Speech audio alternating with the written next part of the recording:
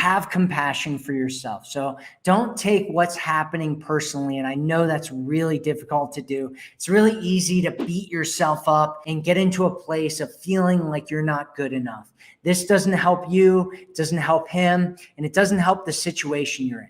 One of the reasons to get into abundance is to get to a place where you're not beating yourself up because you don't even notice, right? If you're dating a bunch of people and you're getting your connection from different places and you have all these options and stuff, you're far less likely to notice what's going on with this guy, this one guy, if he's not behaving properly, because you've got all these other things going on and you don't have time to deal with his nonsense and worry about him. Instead, you've got these other things and he's going to be like, oh, I miss her and I want to come back to her. And that's really what you want. It's more likely, like, what's going on with him when he pulls away or doesn't call or whatever's happening, more likely has something to do with him than it does having anything to do with you. It more likely has to do with his priorities and his values and, something that's going on with him in his life than it has likely anything to do with you. So instead, what you want to do is you want to build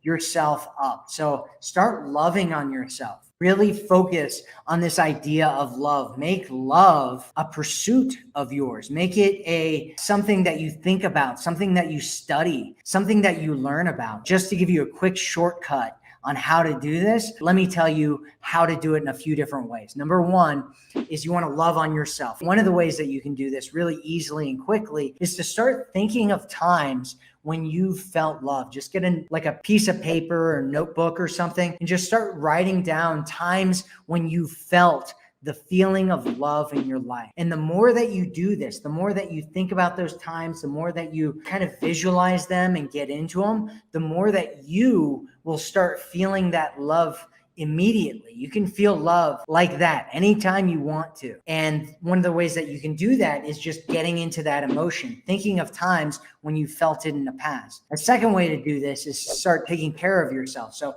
ask yourself things like, what do I need right now? How can I make sure that I'm taking care of my body, my mind, my spirit, my emotions, the things that I need that are very essential to me living an amazing and bountiful and abundance-filled life? What do I need? What do I need to focus on? What do I need to make sure that I'm taking care of? Like, what have I been neglecting in my life that I can start focusing on, that I can take care of, where I'm taking care of myself? Do things that build your sense of self back up. I talked about this a little bit earlier, but you want to just get involved in hobbies that are like your hobbies, right? Like they're things that you love, that you know that you love to do, that are things that make you feel alive inside, that just build you up and solidify your sense of identity with who you are and who you're becoming and what you're creating in your life.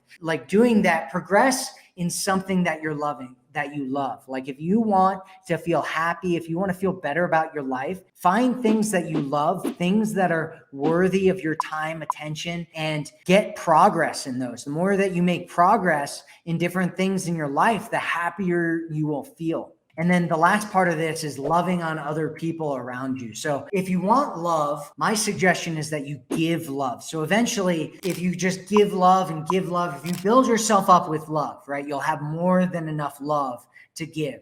And once you start giving love, that love will eventually come back to you, not necessarily in the same place, right? Sometimes people are like, well, I give love here, but it's not coming back to me from here. Well, it might end up coming back to you from over here or over there. Like if you are a loving person, if you come and you're loving and you're giving and you're adding value to the world and you're loving on people, it's going to be really difficult for people not to want to be around you, for men not to want to be around you and not look at you and see you as that amazing, valuable, special, awesome woman that you really are, who's deserving of having that amazing relationship that you want to have in your life, who deserves to have a man who absolutely cherishes you and treats you like the queen that you are. And then bonus step, I have a bonus step here because I love giving bonus steps, is number 6 is think about what it is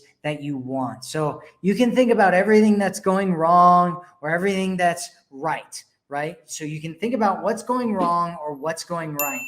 And what you think about will determine how you feel and the quality of your life.